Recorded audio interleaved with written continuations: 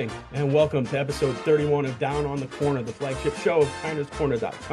As always, I'm your host, Mark Roseman. Tonight promises to be another amazing show as we welcome one half of the dynamic hosting duo behind the exciting Mets podcast, Meet at the Apple. He's a dedicated Mets employee and lifelong fan. He brings a unique blend of insider knowledge, fan passion, as well as a tremendous sense of humor to every episode.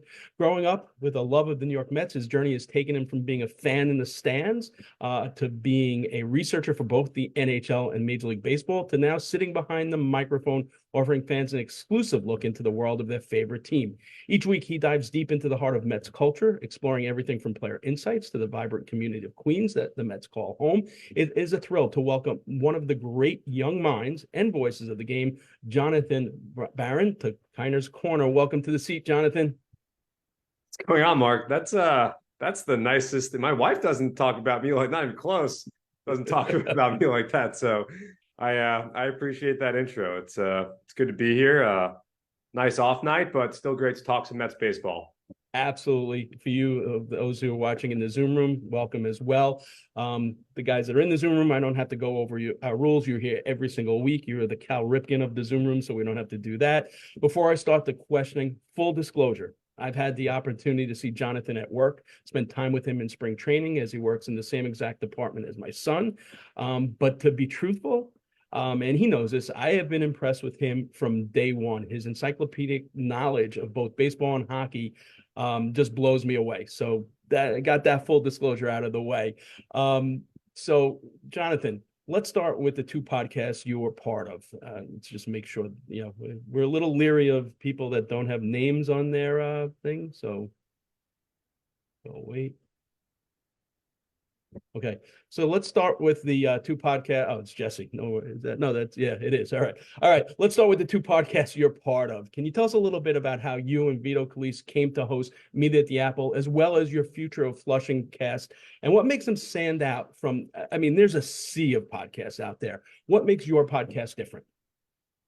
Sure. Well, Vito and I met a little under 2 years ago, and we hit it off immediately.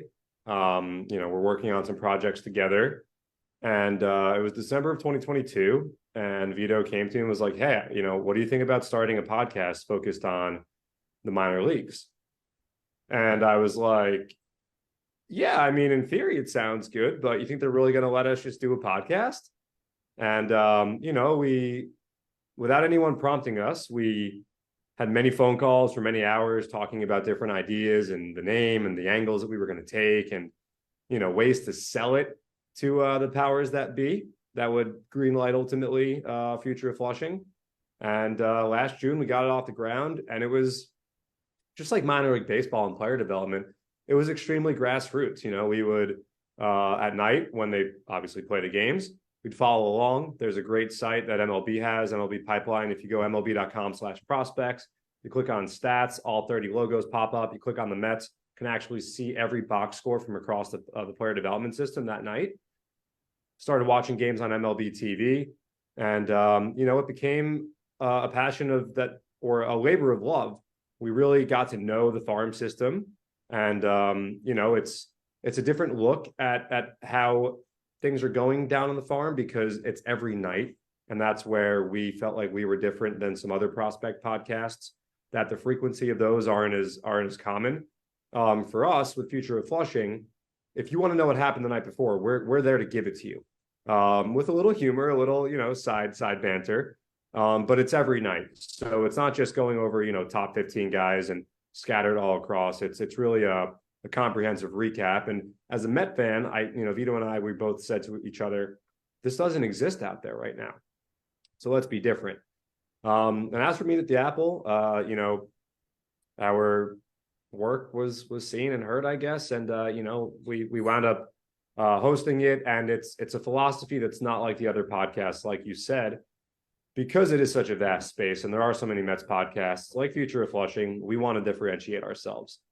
And, that is, as you said, by taking a different angle and really highlighting the players and let them tell their stories and let the fans tell their stories and talk about the lifestyle and the culture of Mets fandom and all that comes with it. Like you said, Queens, the merchandise, what's going on off the field, giveaways around the ballpark. We have a segment called Around the City, which works on multiple levels. So we want to be different. Of course, having access to the players really differentiates us and helps us bring a different angle that many podcasts don't have. But there are things we can't do on our podcast.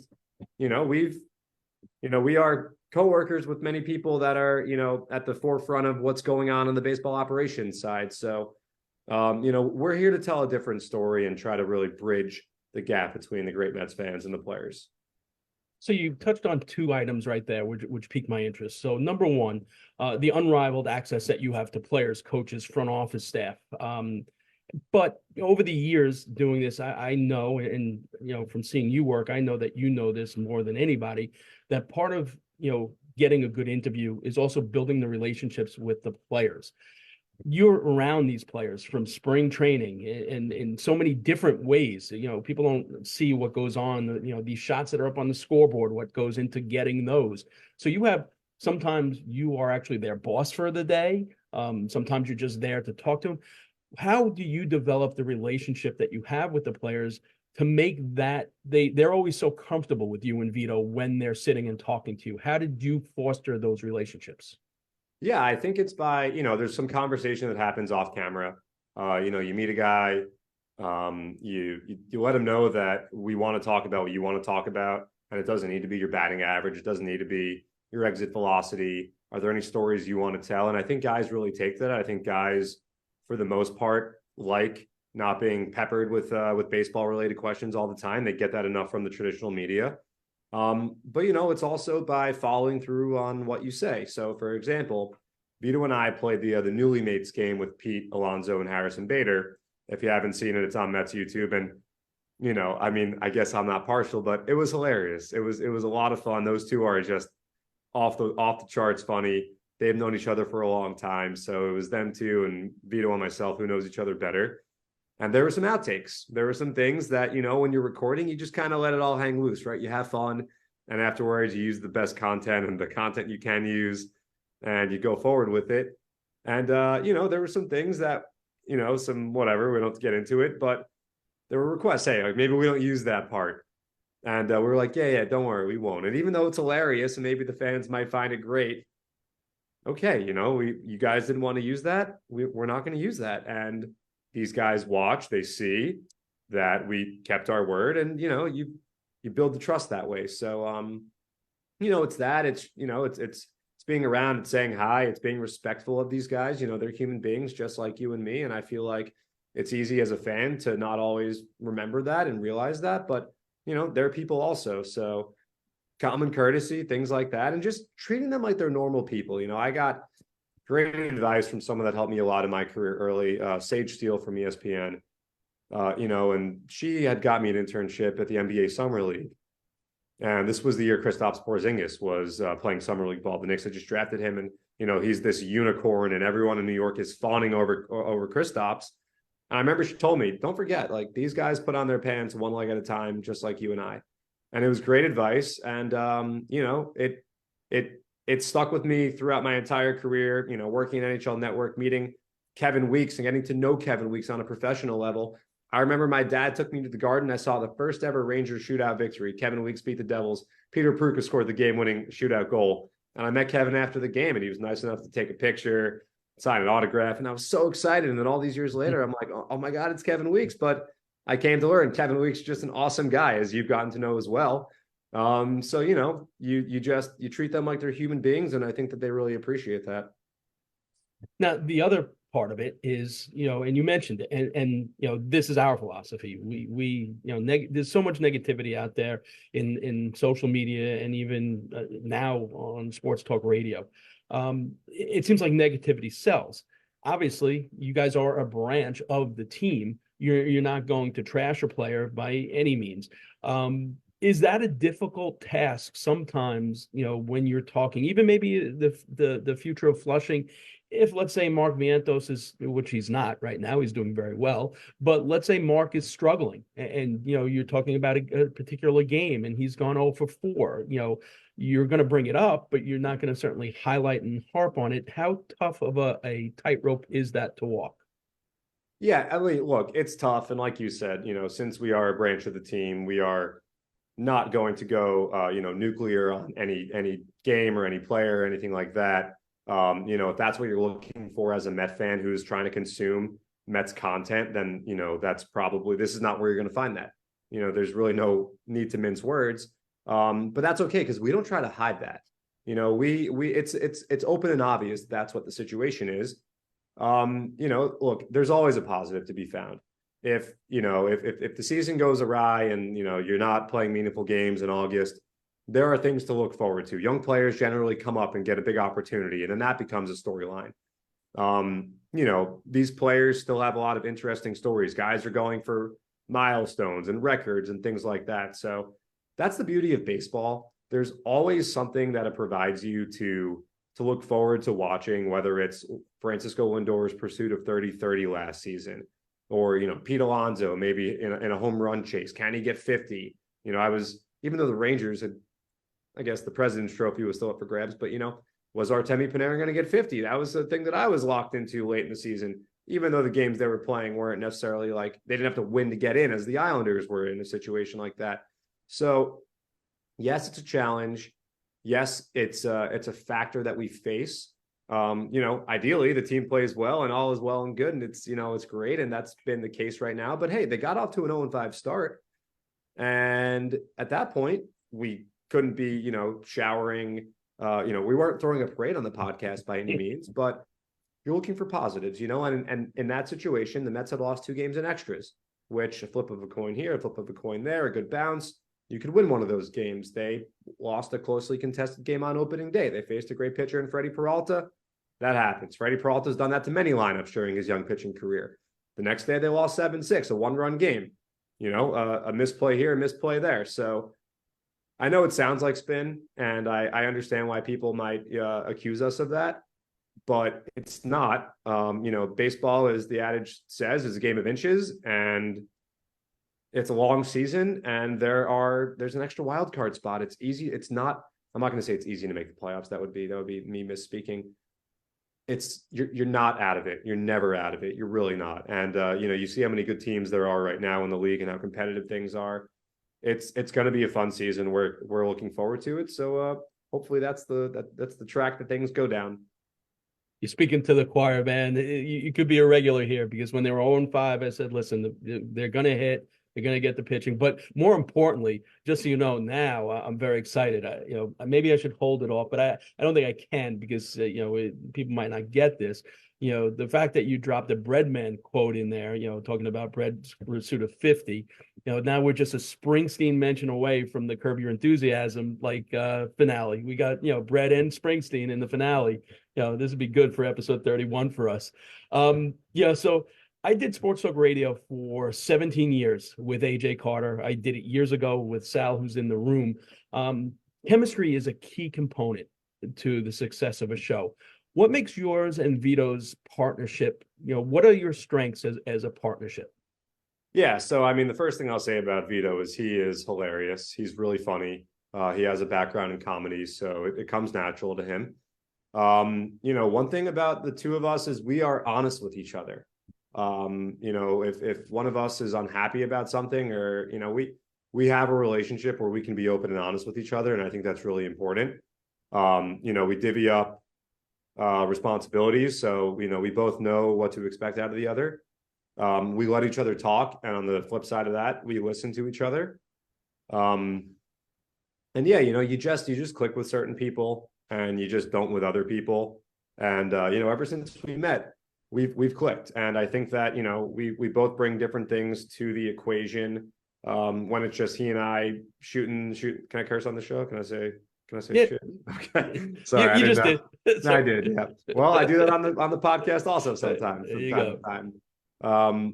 But yeah, we've always clicked, and I guess some people would say that I'm the more baseball oriented, baseball centric guy, and he's incredibly entertaining, and he is so into pop culture and references and things like that, and I'm not as much into pop culture and references. That's why I am the way I am, and I could talk about baseball and hockey the way I can. It's just because that's kind of how I spend my time. So it's so much fun working with him. And I was thinking about this the other day. When we record, and at first when we were doing Future of Flushing, it was just this microphone. We would be on a Zoom together, but it would be audio only, no cameras, no anything like that. It doesn't feel like the cameras are on. It just feels like it's him and I talking like we're in the office or like we're anywhere. And that to me is really the indicator of like, yeah, this is good. Like the chemistry here is good. This is a good mix because we turn them on, but we don't actually see them. We look at each other. We're not looking to camera. We just have natural conversations. And I think that, we're a new show still. And I think that some fans are more prone to have a guard up maybe to what a team puts out, not just the Mets, but any team, because people, state media. But we talk about so much that's not baseball. We talk about food nonstop. That's probably the number one thing we talk about. But hey, who doesn't love food, right? Like everyone can relate to food. We talk about, current events. We talk about other sports. We talk about things that happen in the office. We give people a glimpse of what it's like in the Mets front office on a day-to-day, especially on the business side of things. Planning ceremonies like Doc's. And I'm sure everyone that watched Doc from home saw a young lady holding an umbrella over Howie's head. That was Chloe DeVries, who was one of the people that helps plan the ceremonies, does a great job on that team with Gabby and Laura and Okiko. So things like that, where we can provide some insight, talk about the incredible promotions that are given away, all the great food at Citi Field. I know second time I've said food, but we really just have a fun time and we just talk about the things that we like to talk about. And I think that that's why it's so natural and that's why it works. Interesting you brought up the Dwight Gooden retirement ceremony, which I thought was absolutely, other than the weather, I thought it was great. I thought everything about the day was great. And I try my best not to go on social media. I really do. And we kind Why of. Is that? I'm kidding. As a group, we the writers, staff writers, and people on our website, we kind of at the beginning of the season said, let's stay, Facebook, the demographics, that's our demographics. Twitter, not so much, but you still got to get content out there. So when you're there, you see stuff.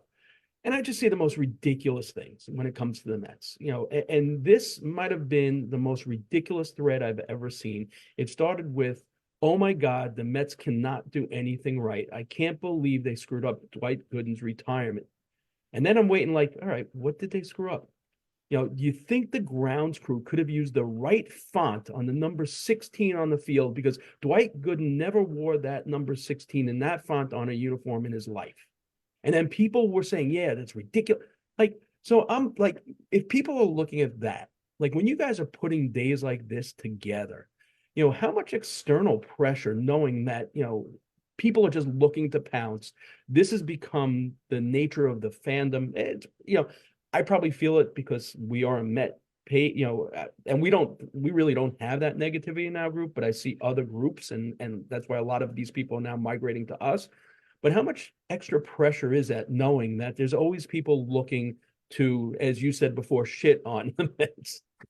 You didn't say that, but you used that word. No, thanks for tying me up there and the amount of times you cursed.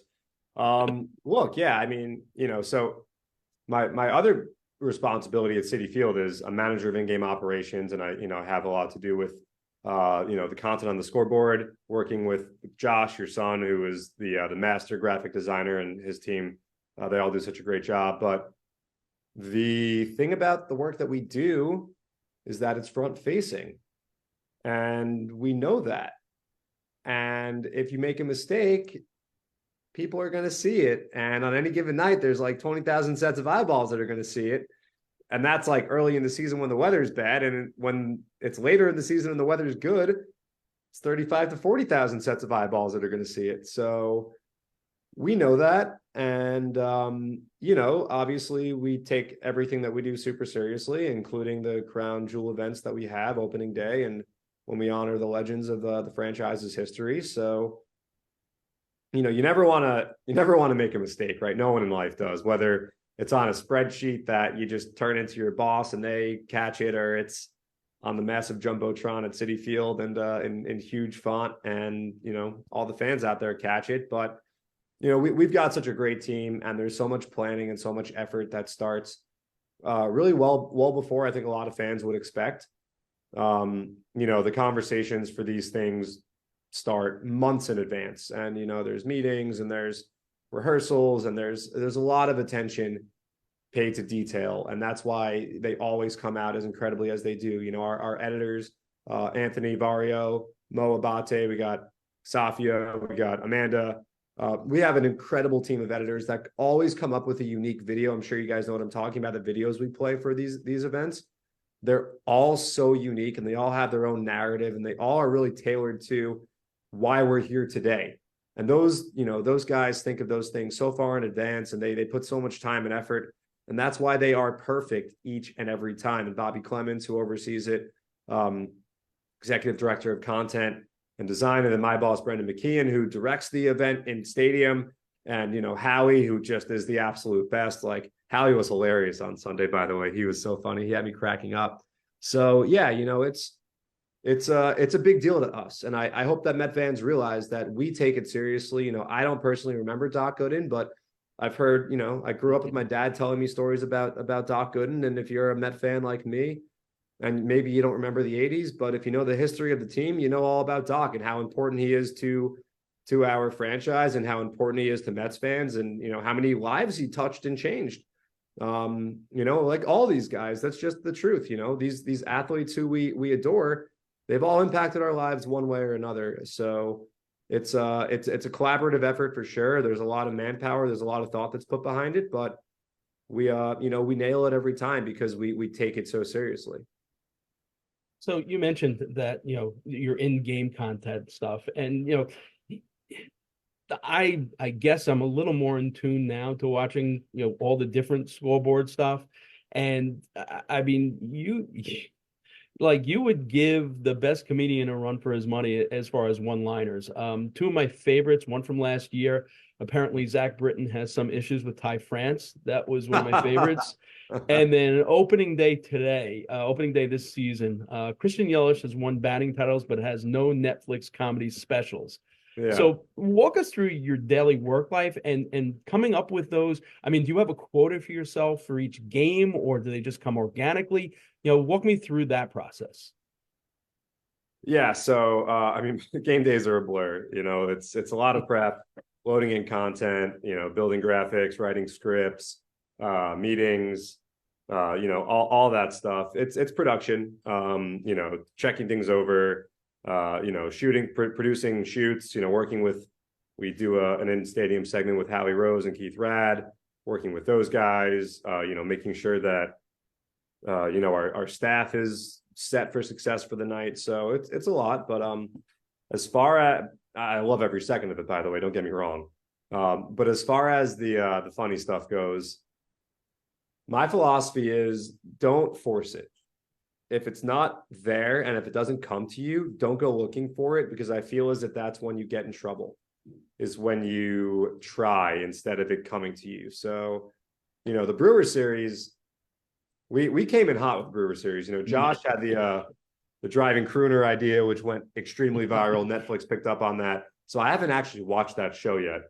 Again, I'm not a big TV guy because I'm always watching sports, but I'm going to eventually. But, that was an incredible idea by Josh and it went viral. The Brewers had some easy targets for us because Christian Yelich looks a lot like Pete Davidson. So each game, we said that Christian has this baseball accolade, but he doesn't have an accolade of Pete's. And that was an easy one. So we also had for William Contreras, who uses Narco as his walk-up song and has famously for a couple of years now, needs to change his walk-up song already. And then Rhys Hoskins, who at the start of the series, I guess, wasn't really a villain. Mets fans didn't love Rhys from his time in Philly, but whatever. He didn't play last year, and then he signed with Milwaukee. Of course, we all know what happened. So the next day, we put up there, as Mom always said, if you have nothing nice to say, don't say anything at all. And then the following day, after he had himself quite a game on Saturday, we just did a // which is like a face, like, I don't want to, just get this guy out of here already kind of thing. So, the biggest thing is we're not going to insult any guy or anything. It's never personal. And everyone should know that. We just like to have fun. Yesterday, Brian Reynolds on the Pirates, with an ode to Mike Francesa, we put up, do you think Brian Reynolds and Ryan Reynolds ever get together for lunch? So, It's like I said, if you try to go out of your way to find something, I feel like you could get tripped up, and that's not good. Again, there's a lot of eyeballs out there, and we don't want to offend. And that's the biggest thing, is it's a family show, and we know that, but we want to entertain. So part of it is humor. And yeah, we're always looking for different ways to, the goal is to make a player laugh, like on the field, on the board. That would be great. I think we did last year one time. I think it was Johan Oviedo on the Pirates. Pittsburgh was in town, and I don't know if you're familiar with SpongeBob SquarePants, but the show starts with a big pirate, a portrait of a pirate. So I was like, what if we just use a bunch of SpongeBob sound effects during the game? And so, I pulled a bunch and I passed them off to our great DJ Razor, and Oviedo balked. And he played the SpongeBob laugh, which is a very distinct sound. And I'm pretty sure Oviedo laughed on the mound like he wasn't expecting it. And it was hilarious. And, for a guy to like balk, I don't know if he balked in a run or just balked a guy in the scoring, it must have been at least in the scoring position. That's not a good thing for a pitcher to do. He's on the rubber laughing. So that was pretty funny. And that was, again, we try to just have a good time. We did it with Joey Votto also. He put some like facts about Canada. Canada, walking up to the plate, and he pointed to it. Joey is a great personality like that. I wanted to make sure he wasn't offended. So the next day I asked, and he was like, man, you guys are stupid. He was playing around with me. So it's all in good fun. And, it's nice to have the creative flexibility to do things like that. A lot of teams, I think, take a more traditional route. Some do great stuff. The Brewers do funny stuff as well. The Twins do funny. I can't name all the teams that do it, but I know with us, we have the green light to do things, of course, within reason, but to be creative and be flexible and, send fans home with a smile on their face, however we can. Right, the Ohtani line after he, oh my god, scoreboard too about sending a bill was awesome too. Yeah, so that one worldwide. That was Yep, that was a big one. That was a big one. All right, I got one more before I turn it over to the Zoom room for their questions, which are always better than mine. I know that you are an absolute huge stat guy.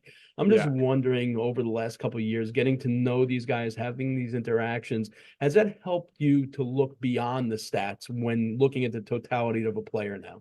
Oh, 100%. I mean, it's so much different to, you just root for the guy, and it's, I don't know how to explain it. Like you said, I grew up a huge Met fan, and I think your fandom in a way kind of wanes about the laundry, and, you get to know the guy, and if a guy strikes out or whatever, has a bad game, maybe the common fan has some things to say, you don't even think those things anymore.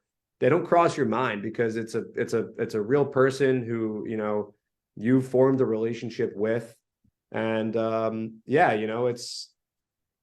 it's difficult to explain. I feel like I'm not articulating it very well, but I get it, because I you have don't, the same thing. It's no longer about the result of the at-bat. It's, hey, this guy gave us time and he gave us thoughtful answers, and, he says hi when you see him, and he remembers your name, and, not all athletes do that kind of stuff. So yeah, I think when you're in it, you stop, letting the outcomes of games ruin your outlook on something or somebody. And also, I like talking about this stuff with these guys as well, and a lot of them, especially during the season, they like to talk about it.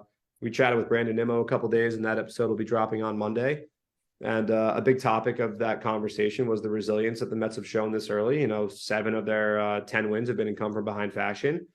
And I said to Brandon, I don't know if you know this, but you guys lead the league in runs scored in the 8th inning and later. And he said, I had no idea.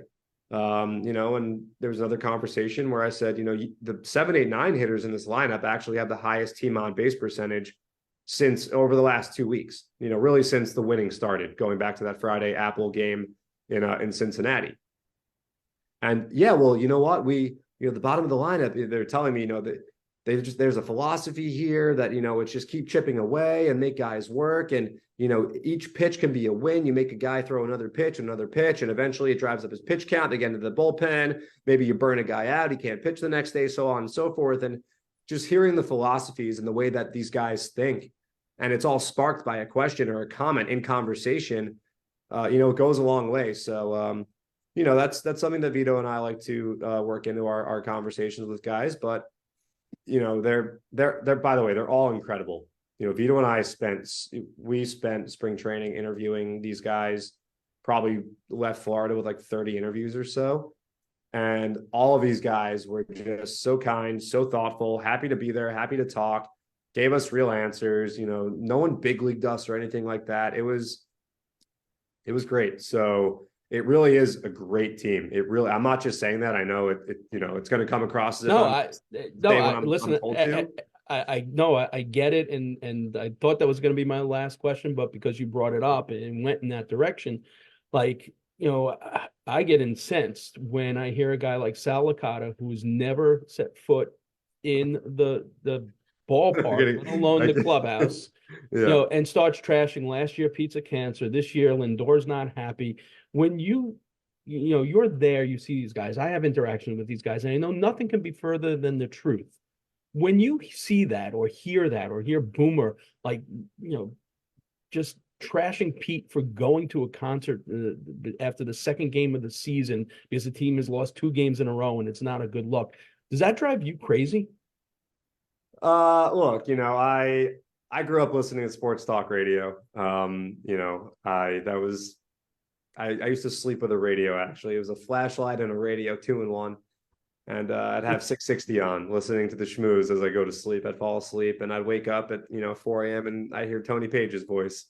So I don't know why guys say what they say. I can't really comment on the impetus behind that, but all I'll say is that it's a great team, and it's a team that really loves each other. And I think Carlos Mendoza is the perfect leader for this team. And it's just a great mix of guys. And I think that it's showing with, I don't think you could have as resilient of a ball club as the Mets seem to have without those guys feeling the way they do about each other, because you really need to all be pulling the rope in the same direction for that. Otherwise, when things go wrong early in the game, you start pointing fingers, you start getting down, the mood is bad, and you just kind of can't wait for the 27th out to collect your stuff and get in the clubhouse and get out of the ballpark. That's not the case with these guys. So, I can't really speak much more to what other people have to say, but I get it. It's a clicks world. So, Yeah, absolutely. and I try to say funny stuff also for clicks. It's just, a different kind of funny stuff.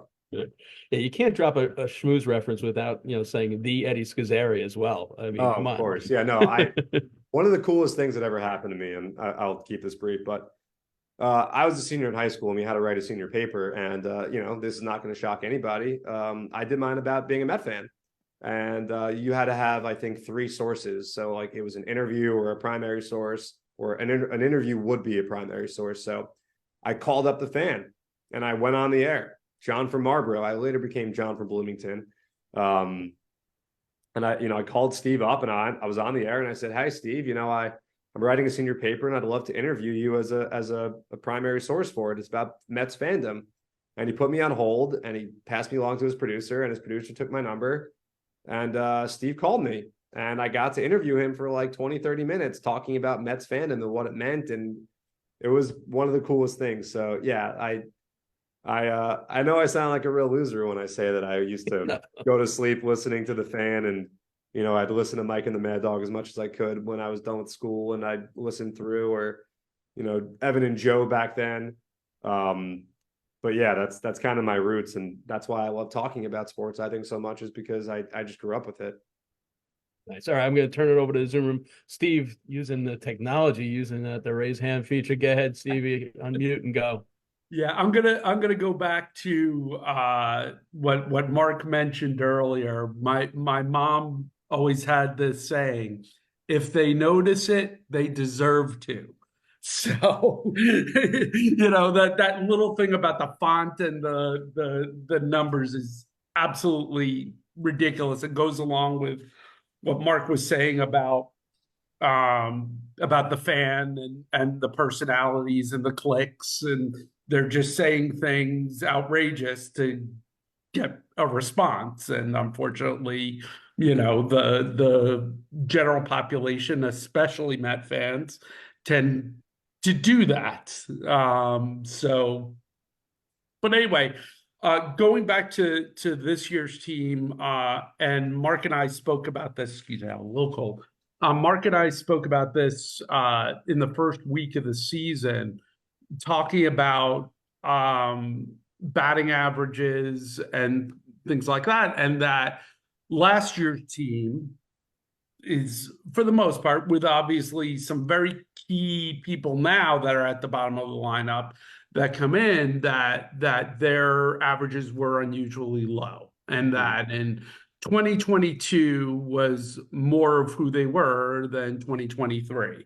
And that law of averages would say that they would, bounce back. So from your perspective and insider's perspective, are they the team that we see right now that's just won, 10 of 13? Are they the 0-5? Are they someplace in between? And what do you see as the effect when Senga comes back and, of course, JD Martinez then being inserted into this lineup? Yeah, so to answer your first question, I think the biggest thing that the Mets had in 2022 that they did not have in 2023 was a healthy Starling Marte. And, I said that before the season started, seeing Starling playing in spring training games and trying to bunt for hits in spring training games was all the evidence I needed to know that, okay, he's feeling 100%. And that is a massive boon for this team and the team's chances of getting back to their winning ways in 2022.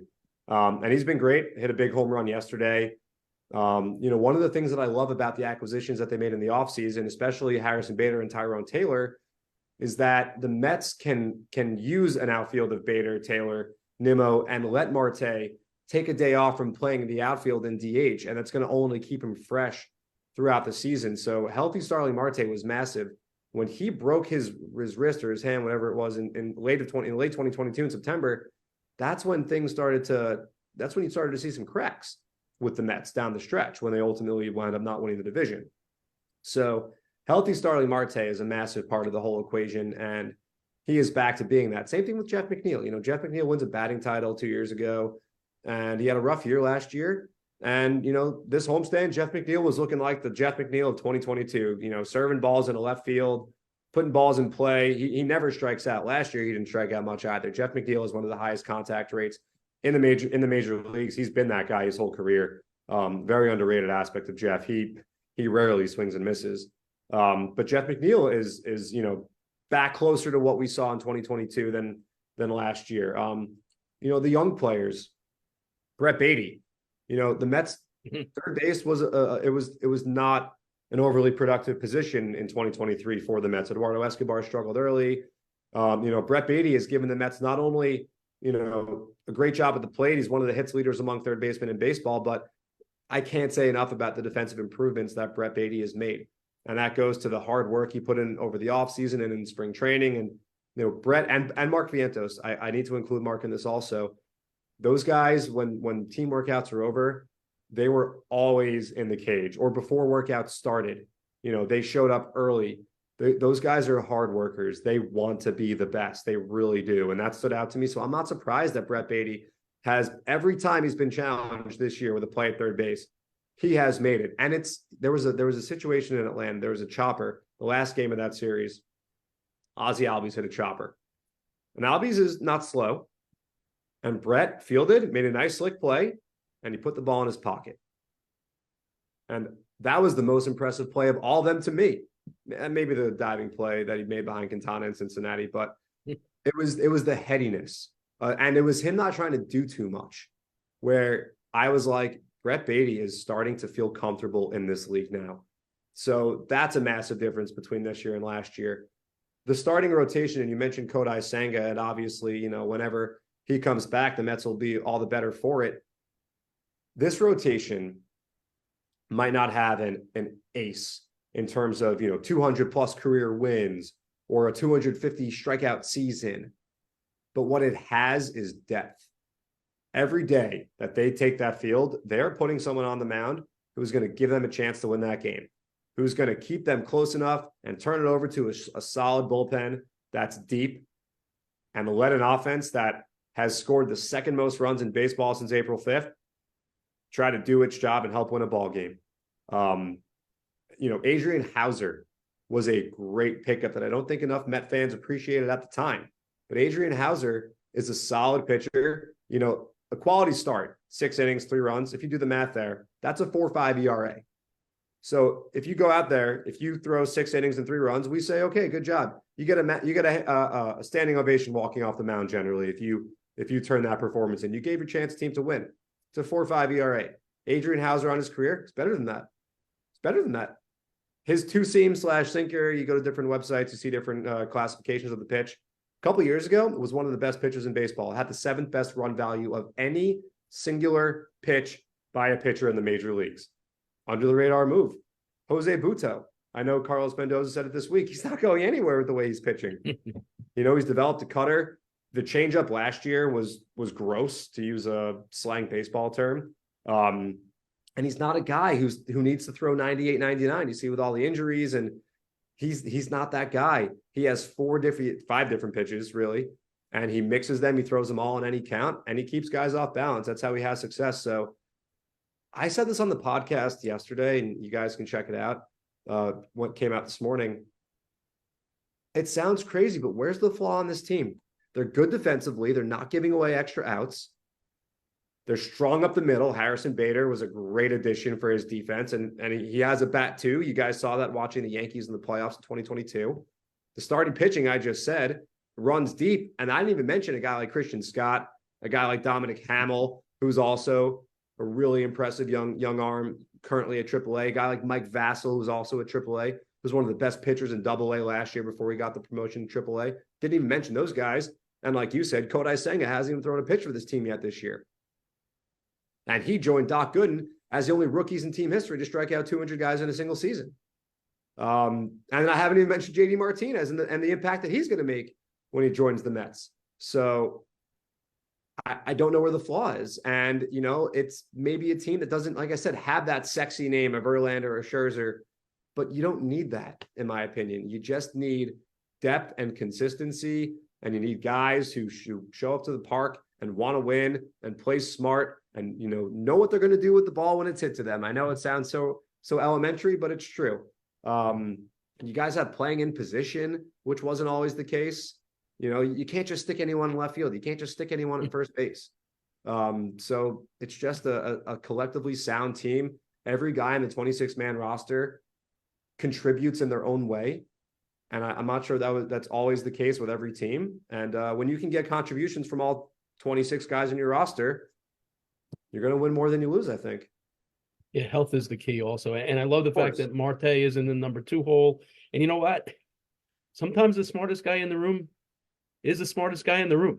You got to give Stearns credit, man. You're right. A lot of Tyrone Taylor and Hauser. I mean, those are really under the radar, great acquisitions. Yeah. Just the construct of the lineup. JD Martinez waiting it out. Granted, waiting out might have caused a little issue health-wise, him trying to ramp it up, but it also probably saved a lot of money.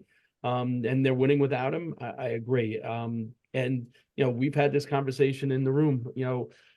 People, Severino and Minaya, I'm worried about them. And I said, you know what, guys, the same guys that says he's worried about those guys, and he told me I was wrong until I showed him the numbers. I said, did you say the same exact thing when we got Bassett and Taijuan Walker? And he says, no, those guys were proven. I go, dude, take a look at the stats. Take away, those 2 guys' stats as Mets, and look at the Minaya and Severino's stats before they get to the Mets. And both of them lead in every single statistical category over Bassett and Ty. So it's you frame things by what you remember, not necessarily, you have alternate facts, to borrow someone else's vernacular. But don't discount Eric Chavez being the hitting coach again. Exactly. Yeah, Jeremy Barnes does a great job as well. And the minor league support staff also that works with these guys, especially some younger guys. It really is an organizational effort. And it's paying off. David Stearns has become the very highly respected baseball man that he is to doing an incredible job in Milwaukee where he might not have had all the resources in the world, and, you know, putting together a good bullpen and looking for things in guys and forgetting the ERA, looking at the process, not the results. Jorge Lopez is a pickup that I loved. He had a great 2022 with the Orioles. He was then traded to the Twins, started to struggle, had a rough 2023, but he was one of the most dominant relievers in baseball not that long ago. Just like we were talking about the 2022 Mets and the 2024 Mets and the in-between. Jorge Lopez is one of those guys, and he didn't break the bank for him. Jake Diekman, another guy. Last year, he was with the White Sox early in the year. He struggled. Tampa Bay picked him up, another smart team. And all of a sudden, Jake Diekman reverted to the guy that we had seen earlier in his career, a good lefty out of the bullpen. So, you know, they did a great job knowing what they needed and honing in on the pieces that, you know, they weren't overpaying. And, you know, my philosophy is overpaying for relievers is always a tricky proposition. You know, just the volatility of relief pitchers. You never know year to year. Of course, with baseball and all sports, really, injuries are a factor. And, you know, there are guys that you can pick up that, you know, I remember Chad Bradford in 2006. That was my first favorite Met team when I was, you know, at least in adolescence. I love the 2099 Mets also, but Chad Bradford, Omar Minaya went out, signed Chad Bradford. He was lights out. He was so good. And then Baltimore, after the 06 season, gave him, I think, 3 for 12. It was a big contract for, you know, a submarining righty who couldn't really get lefties out all the time. You know, that's just the way it is because the ball breaks in on the lefty. They see the submariner better. And the Mets knew when to say goodbye, and it turned out to be a good move. But the Mets signed him for nothing, and he had a great year for them. So, you know, it's shrewd moves like that. And Vito and I asked David about this when he joined us on the podcast. We hope to have him again soon. He's made a living identifying guys like this. Eric Thames, who was in Korea when David was a Brewer, signs him, and Eric Thames has a couple 30-homer seasons. So, you know, Junior Guerra is another guy where, you know, he was kind of overlooked, and the Brewers liked something, and David and his team liked something, brought him in, and he was great for them, an all-star pitcher. So, you know, this is what David Stearns excels at, and there's a reason why he was so desired and, you know, so highly sought after. And the Mets and the fans and, you know, this organization are lucky to have him doing what he's doing because he's the best at what he does. Absolutely. Anyone else have a question in the Zoom room? All right, Sal, go ahead on mute. Hey, Rosie. Hi, John. We'd spoken before about, you know, you grew up with sports talk radio. Me and Mark didn't have that. We had Art Russ Jr. So and John Sterling. And John Sterling. That's right. That was it. Yeah. So that was it. Did you find, as you talk to these guys and you build a relationship with them, do you find you get better information, or you might get a little bit more of a tidbit? Because I found that when I would interview guys, certain guys would be more willing to talk to you because you weren't going to disrespect them. Plus, they'd give you a little bit more than you even asked for. 100%. Yeah. And I think that, you know, of course they, you know, guys, humans start to warm up to you as you get to know them. But it's those tidbits, unearthing those kinds of things that, you know, Vito and I, we set out to do. You know, with Harrison Bader, we learned a lot about Harrison. He told us his nickname is Tots, and that information really wasn't out there. You know, the thing about baseball is there's so much storytelling about baseball. You know, I did some side work for a broadcaster, and my assignment was to find information out about players. You know, why a guy has a certain tattoo and the meaning behind it, things like that. And, you know, these guys love to tell their story. Who doesn't, right? You know, all of us have a story, and I think for the most part, people like to get it out there. So yeah, I think that these guys, the more you talk to them, they want to give you those morsels of information that, you know, I do a lot of reading on guys, and we do a lot of research before we interview guys. Don't get us wrong. You know, we don't go in there naked and not having some ammo. We know the buttons to push. You know, for instance, Harrison, his cousin is Chris Baio, who was in the band Vampire Weekend, a very prominent New York band. We asked him about it. He gave us great answers about it. You know, we knew that he and Pete were obviously teammates in Florida. We asked each, when we talked to each separately, for a story about the other one, to bring it up with the other one. You know, fun things like that you wouldn't hear about at the dais of a press conference room.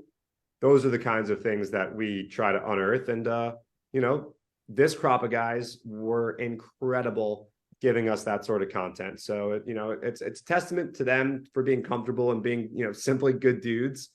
But, I think when you make it clear that your intentions are good and you want to talk about stuff that they enjoy talking about, it just makes the entire conversation better. Absolutely. One more thing. We had talked about minor leagues and the players there. Yeah. Why does nobody talk about Joey Lucchesi? Because he's 30 and Stearns doesn't like guys that old. I mean, he's having a good minor league start. No, Yeah. man. Yeah, no, I don't think that no one Vito and I talk about Joey Lucchesi a lot. Joey Lucchesi has had a lot of success at the major league level, and he had a lot of success last year. I think that you got 26 spots on the roster, and Joey Lucchesi is an important part of the depth that the Mets have that is ultimately going to help them get over the hump and get to the postseason. Everyone has their injury issues, the Braves lose Spencer Strider. You guys know all the pitchers that have gotten hurt in recent weeks and months and years, and it sucks. I'm not going to sit here and say it doesn't suck, but it's such a long season. And Mark, you said it. A big part of success is staying healthy. And when you have 4 guys make 30 starts, you're probably going to be better off than a team that uses 13 different starting pitchers throughout the year. But it's the team that is equipped to deal with those pop-up injuries the best that puts itself in a good chance to overcome the unforeseen. The Dodgers last year, they lost an entire rotation, and they weren't able to overcome it. They did have a lot of good young pitchers that they were able to insert into the rotation, and they made the playoffs. They ultimately lost to the Diamondbacks. But having that depth is key, and Joey Lucchesi is a massive piece of that. So, Mets fans should talk about Joey Lucchesi, and he's been very good at Syracuse. And, I don't think a lot of people realize that AAA, especially today, is a tough league to pitch in. No matter if you're in the PCL or the International League, first of all, the run environment there is crazy. Ballparks are small. For younger pitchers, you're facing guys that have major league experience. And the biggest thing is the automatic ball strike system. It's an absolute game changer because you're not fooling an umpire. You're not getting shadow zone calls. It's a computer system. And if you're not pinpoint perfect, it's going to be called a ball. So, walks are up in the league, across the league. And obviously, the more base runners you have, the more runs that are going to score. It's just as simple as that. And I think that, teams have to look at what's happening in the minor leagues, especially AAA and low A, where they're also using the ABS system, and account for that. And keep in mind that it's tough. It's really tough to have a lot of success there. That's why what Christian Scott's doing is so impressive. He's just blowing guys away. He's just downright dominant. And he's not letting the computer impact his success because his stuff is that filthy. But to have success in that league, I don't know what the mathematical adjustment is, and there's statistics for this in other areas.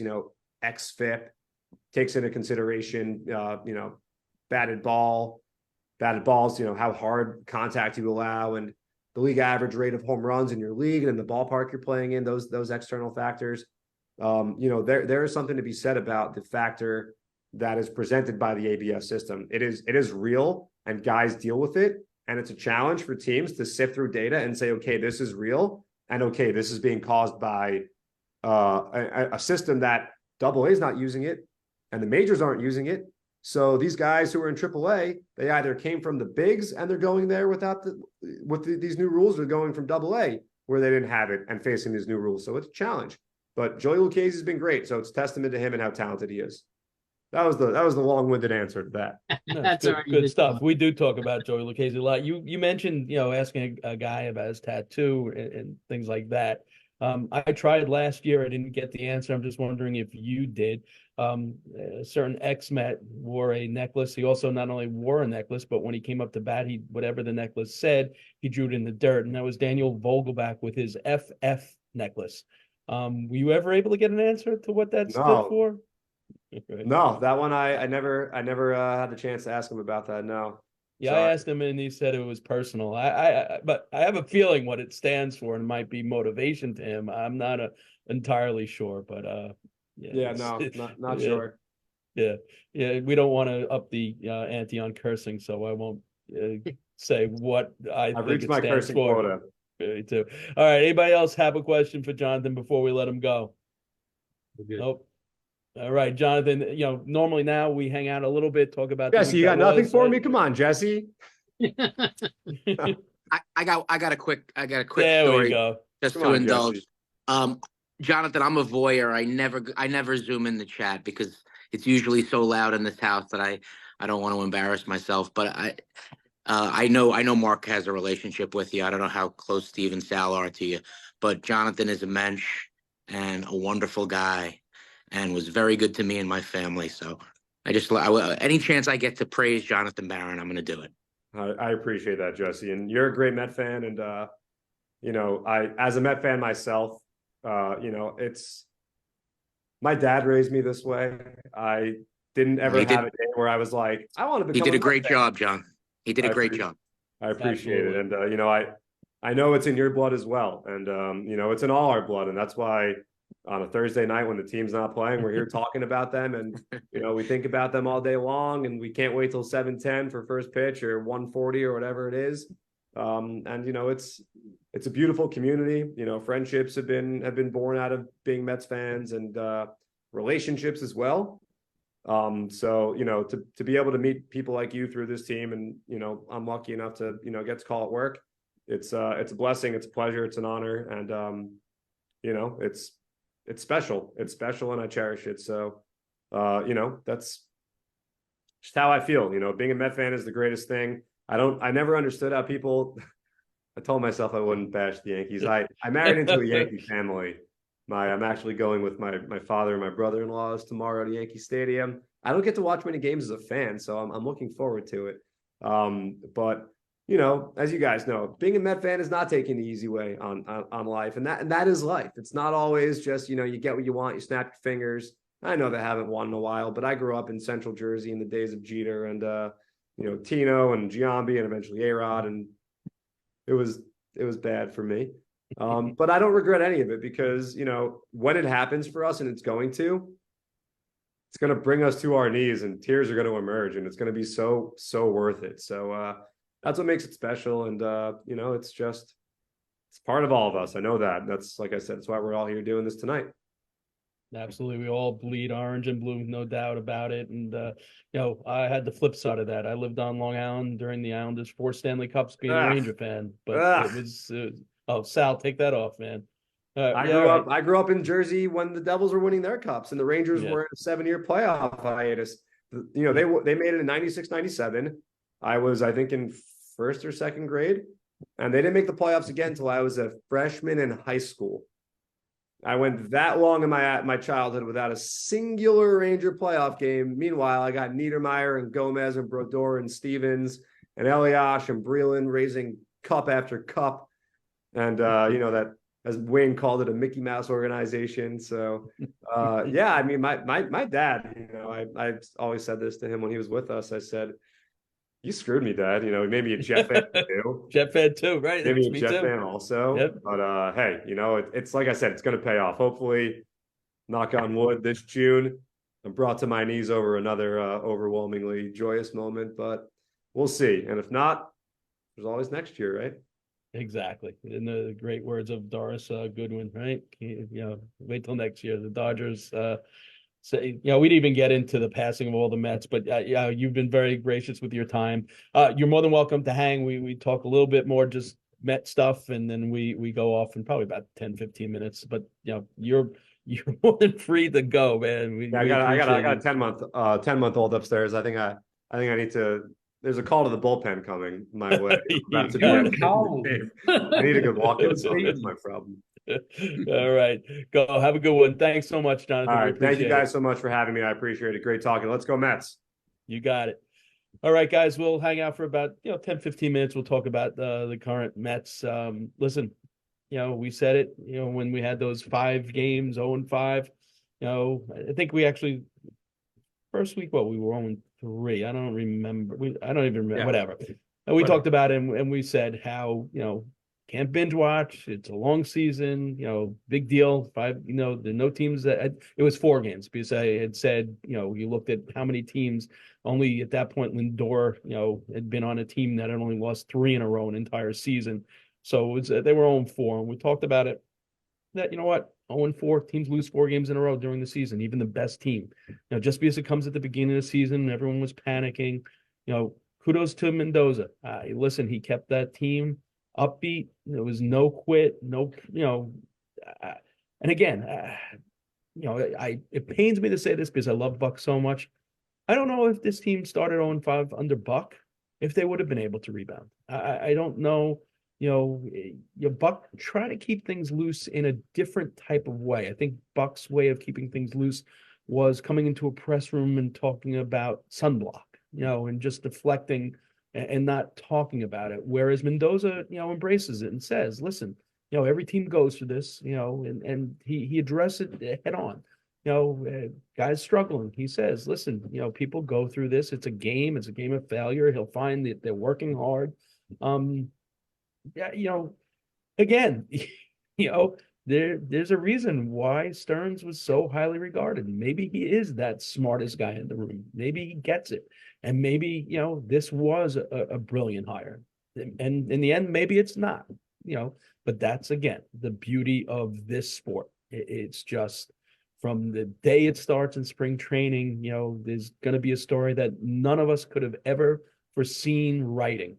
You take a look at what Drew Smith has been able to recreate himself back to where he was and how dominant he's been.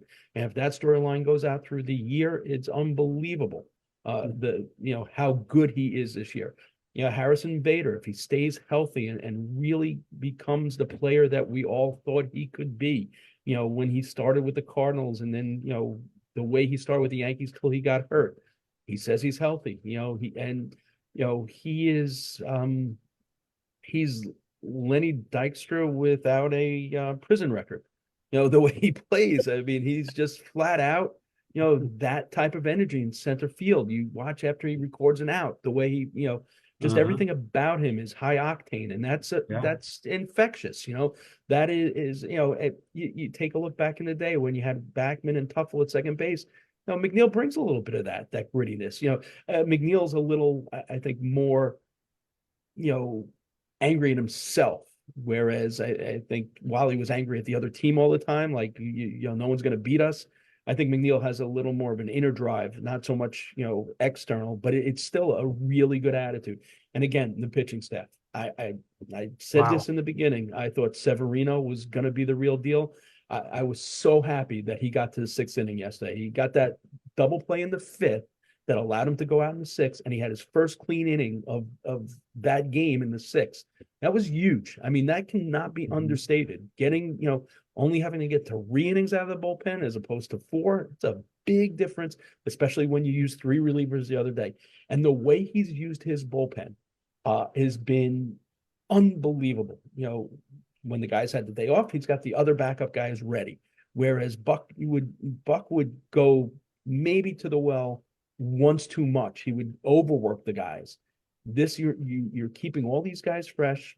You got the confidence in these guys. These guys are doing really, really well. Again, it's a 13-game stretch. It could, next week we could easily be talking about a 6-game losing streak. We got LA. That's not easy on the road. But you gotta like the way they play. Hey, 2 things. All right, this is the best. All right, Jeff McNeil laying down a bunt after Gary Cohn says, doesn't this team scout? Why in the world would they be playing for a bunt? And then Jeff McNeil drops down a bunt. And guess what? You know what? You're right. They do scout the team. And that's a perfect time to drop down a bunt because they weren't expecting it. You get 2 runners in scoring position, and Tyrone Taylor delivers with a single right after that. On top of that, a double steal. First and second, the Mets steal second and third. You never saw that. They're playing a little bit of small ball. They're playing great defense. The bullpen has been lights out. Got to enjoy this run while we can, because there's going to be periods where we're going to trot out reliever after reliever who's going to give up a home run, or we're going to cough up a 4-run lead. It's going to happen, but it's a long season. And like I said, chunk it down to 10, game period, 10 game segments, win more of the 10 game segments than you lose, and you got a good shot at being somewhere in the wild card mix. Yeah, Chico, go ahead. The thing with Bader that reminds me of, I was thinking back when we had Rico Bronya on, and it's like, play like your hair is on fire. And that's what a lot of these guys are doing. That kind of effort is infectious. It's going to go around to the whole team. That's Alvarez plays that way too. Alvarez yeah. is that. and the bullpen has been better than we all would have thought. There's no doubt. And some of these guys, and they've already made moves. Dropped a couple, added a couple. But I mean, if the bullpen traded a guy for cash, picked him back on waivers 5 days later. If they can even maintain 2/3 of what they've done, this bullpen is going to be terrific. Right. Gosh, Garrett blows me away. Yeah. It blows everybody else away too. Yeah. And it's funny because I look back, that's one of the things you like to do. That in one of the articles, like I'm going to try to do weekly, is the old Baseball Digest back in the day before there was Baseball America used to have in April the 330 scouting reports on the rookies, combed from the confidential files of Major League Baseball scouts. So you look at them, and now actually 1962, you get to know what that rookie actually did. So we're picking like 4 out of each of those years and trying to see what they did. So I went back. We last year, like before this, as soon as the season ended, we just took every single player that played a game for the Mets the entire year and graded them. Okay, and I went back to see what I rated Reed Garrett, and I gave him an F because of the totality of his work. But I said, I think he struck out last year. I think he struck out 19 batters and 17 innings of work. I said, on the plus side, doing that is fairly impressive. I think AJ wrote, like, I'm not even going to give him a grade because he's not going to be back next year. Well, that didn't age well. That's the trouble when you put things out there on the internet. They're there forever. Well, and people were down on Drew Smith last year too, but I feel like in the offseason, he kind of took that to heart and really worked on his mechanics and made adjustments that he looks phenomenal. Yep, it was one. This season, it's one of my favorite interviews I did. Like on the field, sometimes you just do them because it's content and you get it out there. But his whole talk on what he did was fascinating. I wrote an article on it, with the sports scientist and what Hefner did and just positioning. And he's back to what he was. I will question his judgment in changing his number to 33. I mean, that is not, since Barry Lyons, that hasn't been historically, you got Matt Harvey and then who was and Darren Ruff. Those were the last 2 33s, I think. But he's doing okay with it. Drew Smith's doing okay with it. So maybe the worm has turned. Don't forget about James McCann. James McCann. Oh. Yeah, man, that's true. That's another one. Yeah. Sorry, I can't help myself with the catchers. Sorry. All right. Anyone else got anything else before we go? It was a nice show tonight. Listen, I think we covered a lot with Jonathan. We talked about a lot was going on. So he was a great guest, and I was pleased to have him. He was also a great guy. Good stuff. As Jesse said, really a mensch is the word for sure. All right, guys, as always, we're going to try and keep doing the way we're doing it. I think it's much safer. I know this is the first time, so we probably lost a couple of our regulars that I didn't remember to send them. But I think just by putting it on Facebook and asking people to just or just drop a message, for the link. This way, at least I know the names and we won't have what we had last week, which was unfortunate, but it happens. So yeah, it was crazy. All right. Good night. And as Jonathan said, let's go Mets. Night, guys. Good night. Good night, guys. Bye-bye.